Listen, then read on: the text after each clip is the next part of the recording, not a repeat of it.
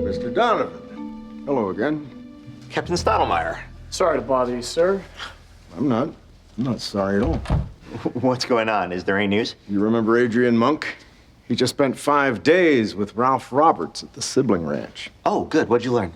2 things. People don't like being stopped at the airport, and you're hiding something. You killed her, didn't you? Charlie? Is everything all right? I'm not sure. My wife, Susan, these men are with the police. They just accused me of murdering that poor girl. What?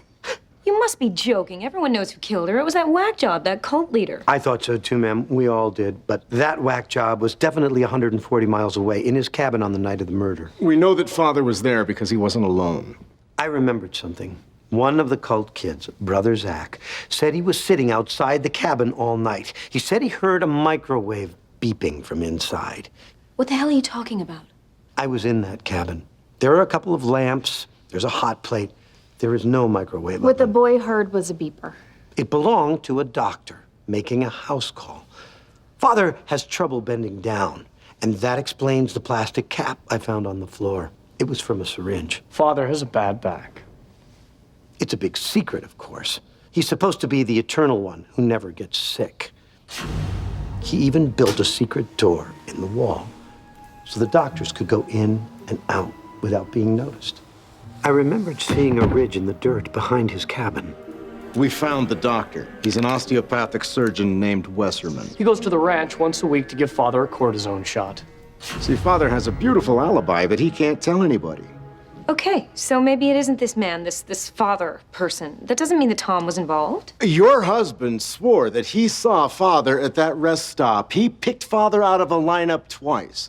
Now, if Father wasn't there, that means your husband is lying, and I'd like to know why. Okay, this is ludicrous. My husband is a hero.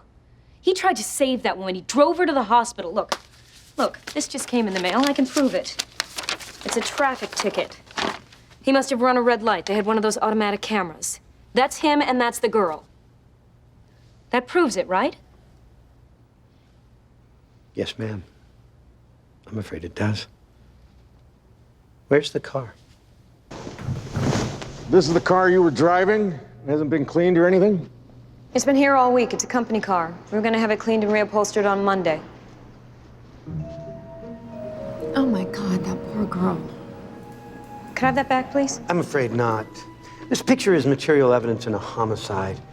In fact, I think this is the key to the whole case. This is the motive. This is why you killed her. Here's what I think happened. Amanda Clark was a sex prostitute. A what? A sex prostitute. As opposed to what? Hey, Monk, just keep going. You were with her that night. You drove through that intersection. You saw a camera flash. You knew your picture had just been taken. A picture of you and her. As you said, it's a company car, which meant they'd be sending the ticket here to the office, which meant your wife would see it and she would not be happy. You got that right. Somehow you were going to have to explain this photograph.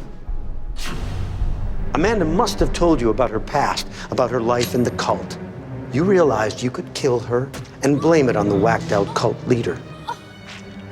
He was a perfect fall guy. Everybody knew Amanda was afraid of him. That's it?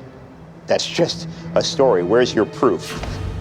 This isn't proof. It's not even a good picture. It's all dark. It's all grainy. You can't see anything. You can see the seatbelt. She was wearing a seatbelt. So what? She was dying. I put her in my car. I buckled her seatbelt. You're saying this photograph was taken on the way to the hospital after she was attacked? That's right. This woman was stabbed 10 times. She was bleeding all over the seat. That's right. So this seatbelt, the seatbelt she was wearing in this photograph, should be covered in blood. Am I right?